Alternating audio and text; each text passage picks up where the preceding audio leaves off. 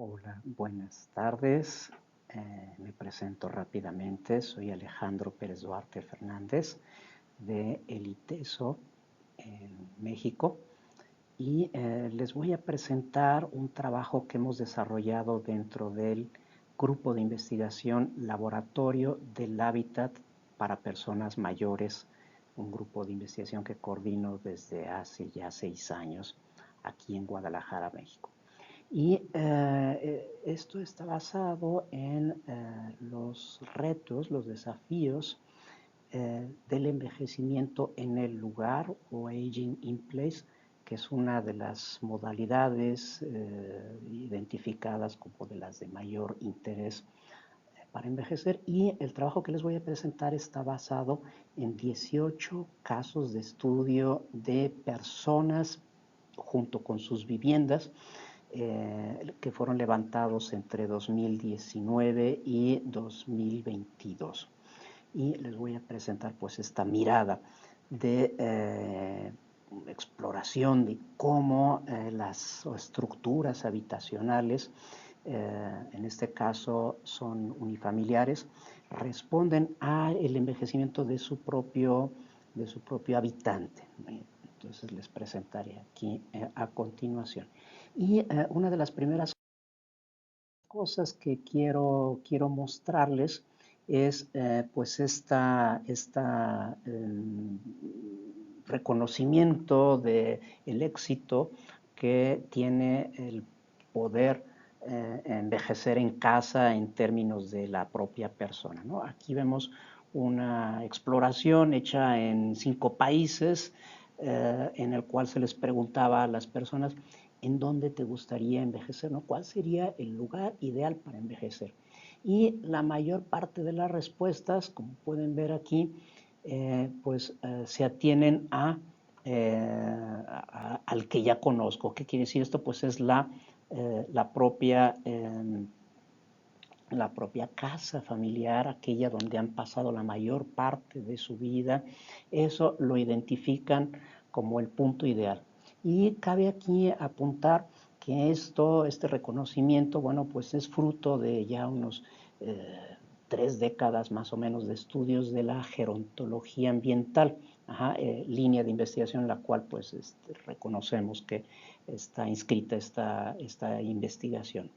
¿Y qué es lo que reconoce la gerontología ambiental? Bueno, reconoce esas conexiones emocionales que existen entre el espacio, en este caso la vivienda, y la persona, ¿no? Son conexiones muy profundas, muy enraizadas, que se van desarrollando pues, a lo largo del tiempo, de tal forma que cuando llegamos a mayores, pues estas están completamente ligadas, ¿no? Y el extraer a una persona de su casa, de toda la vida, de aquella que ya conoce, pues evidentemente es pues un debilitamiento, un impacto socioemocional, ¿no? Importante, ¿no? Hay que pensar que el espacio está vinculado también a comunidades, a vecinos, a personas que ya conocen, y esto es precisamente lo que pues busca evitarse con esta modalidad de envejecimiento en casa, ¿no? O aging in place.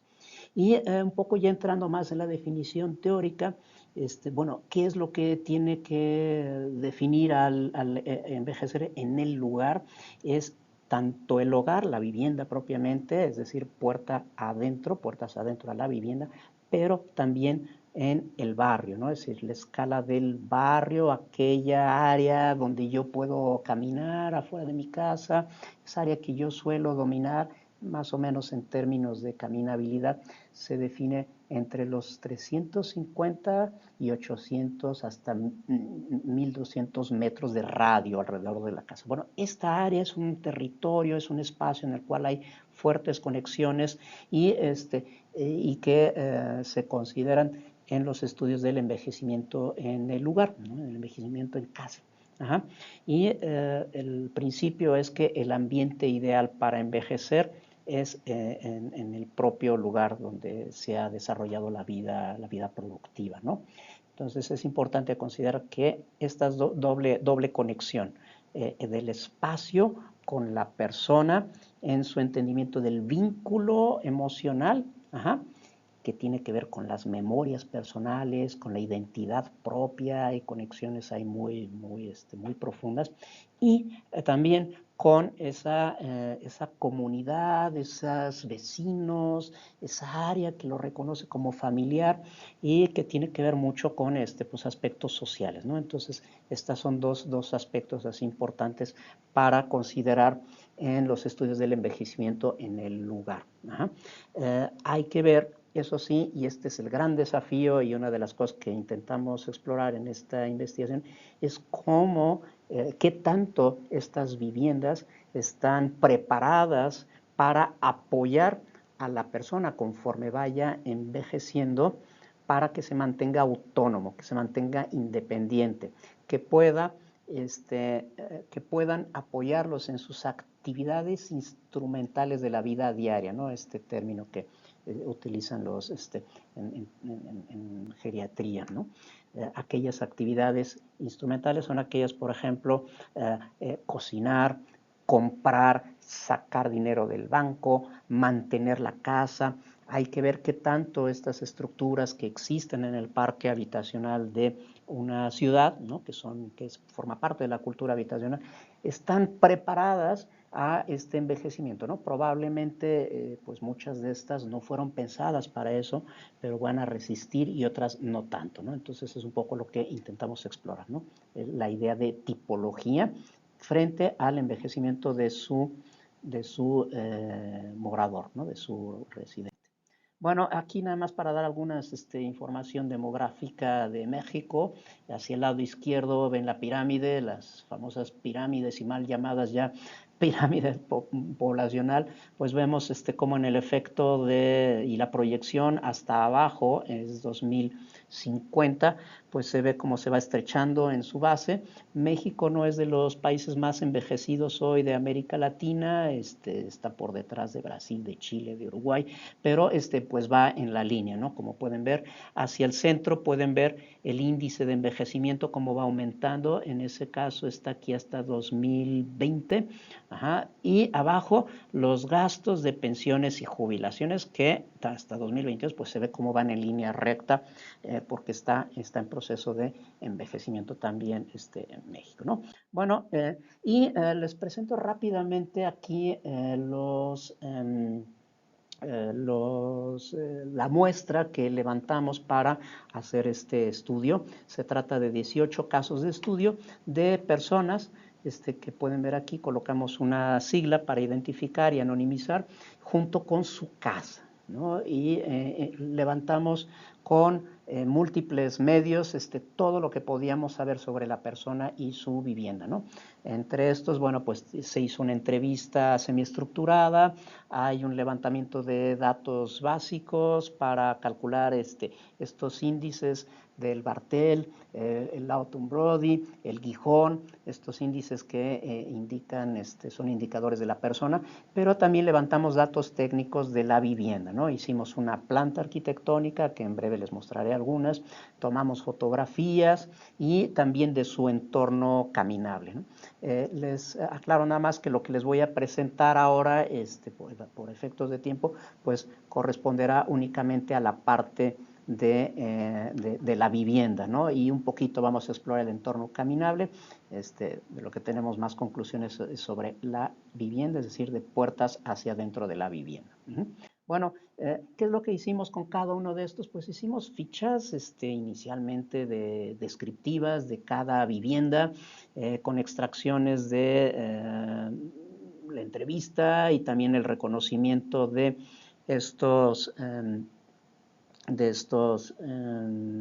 índices gerontológicos, ¿no? Por ejemplo, en este caso, pues se trata de una persona con dependencia leve, una mujer casada de 64 años, dependencia leve, con un estrato socioeconómico de C menos, y también veíamos la planta, la estructura espacial de la casa, ¿no? Y en este caso era una casa de una sola planta y con espacio suficiente. En este caso es una mujer que vive con su pareja y nada más, ¿no? Entonces, pues viendo aquí los dormitorios, en México lo llamamos recámara, pues vemos que hay uno hacia el frente y hacia la parte posterior del lote había otro más y otro en la otra lateral, ¿no? En la otra... el muro medianero, ¿no? Entonces hay tres dormitorios en total, siendo que uno está desvinculado como del núcleo más íntimo, ¿no?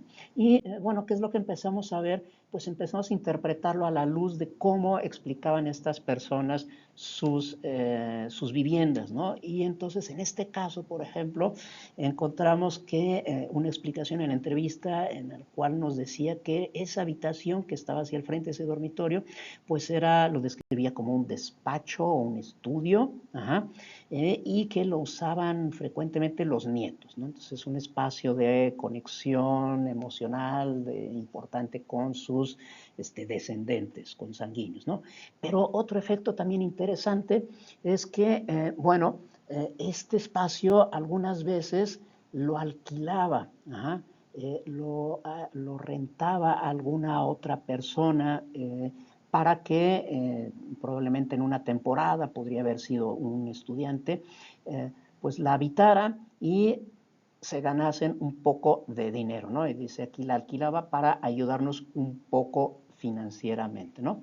Y esto nos empieza a dar pautas para identificar cómo una estructura espacial como esta de aquí, en una sola planta, que no presenta problemas de accesibilidad, evidentemente, por estar en una sola planta, pero que además tiene una habitación separada del núcleo íntimo, puede empezar a tomar una cierta pues dimensión distinta en el momento que envejece el el residente, ¿no? Entonces, estos fenómenos que los empezamos a diagramar, como ven ustedes aquí en la planta, ¿no? Lo llamamos pièce en plus del francés, que se utiliza esta frase cuando hay una habitación, una pieza adicional, usan esta frase, pues nos empezamos a hacer de este léxico que ya existe de fenómenos sociales en los estudios sobre la vivienda, ¿no? Entonces, en este caso, pues dijimos, está funcionando con una pieza adicional que tiene pues estas virtudes y funciona así en este caso en una pareja envejecida, ¿no? Y otro fenómeno adicional, bueno, pues también son de esta síntoma, ¿no? De el nido vacío, ¿no? Es decir, hay un espacio excedente, hay unas habitaciones que sobran, que crean este vacío que a la pareja y que de cierta forma venía a cubrir la presencia de la habitación alquilada, por la ausencia ya de los hijos que estaban emancipados, ¿no? Entonces es muy sintomático esta frase al final de ellos, de la mujer, ahora estamos solos, ¿no? Entonces un poco se nota. Entonces empezamos a identificar cada estructura habitacional, intentando referirlo a tipologías y en términos del envejecimiento, ¿no? Aquí en otro caso tenemos una casa, en este caso era de 2 niveles y como pueden ver aquí en la planta, no se podía adaptar ninguna vivienda, ninguna habitación a pues una persona que está en silla de ruedas, como pueden ver aquí. ¿Qué fue la solución en este caso? Bueno, por suerte tuvo esta persona la posibilidad de insertar en un patio de luces un elevador, lo cual le permitió vivir hasta el resto de su vida en esta casa. De lo contrario, si no hubiese tenido esta oportunidad, pues hubiera tenido que salir, ¿no? Y esto nos indica, nos apunta a otra tipología que lo llamamos con la zona íntima en la planta superior, ¿no? Que está aquí en la parte inferior, pues así identificado con un icono, ¿no? Y esto nos hace pensar, este es un problema, es una tipología problemática, ¿no? En algunos otros casos hicimos acercamientos y vimos pues, cómo funcionan muy interesantemente ciertas áreas de la casa, en este caso un área de servicio que la veíamos así como habitada, pueden ver que tiene un espejo, tiene objetos personales esta área de servicio porque es donde pasaba buena parte del día esta persona, en el caso número 10 de IRE, que lo llamamos, ¿no? En otro efecto, en el mismo caso de estudio, bueno, nos daba testimonio de cómo esta persona tenía un fuerte apego emocional, cosa que les mencioné al inicio de la de la presentación, ¿no? En este caso, fíjense cómo lo decía ella, dice que no quiere abandonar esta casa bajo ninguna condición, palabras de ella, y describía luego al final que tenía la seguridad de que su casa, que sus hijos estaban enamorados de la casa y que era el espacio de referencia familiar, ¿no? Entonces nos mostraba esta conexión importante porque la casa representa la conexión con sus hijos, con sus descendientes, con una conexión social muy, muy, muy importante, ¿no? Y esto lo vimos mencionado en varios casos de estudio, ¿no? Otro caso interesante, el caso 4, nos mencionaba esta persona, una mujer viuda, estaba sola, los índices sociales estaban un poquitín altos, y nos decía que hacia el final de la tarde, en la entrevista, ella se iba al garaje, a la cochera, y permanecía ahí y pasaba toda la tarde, ¿no? Y nos preguntamos, ¿por qué será ahí? En el momento que empezamos a ver las fotografías y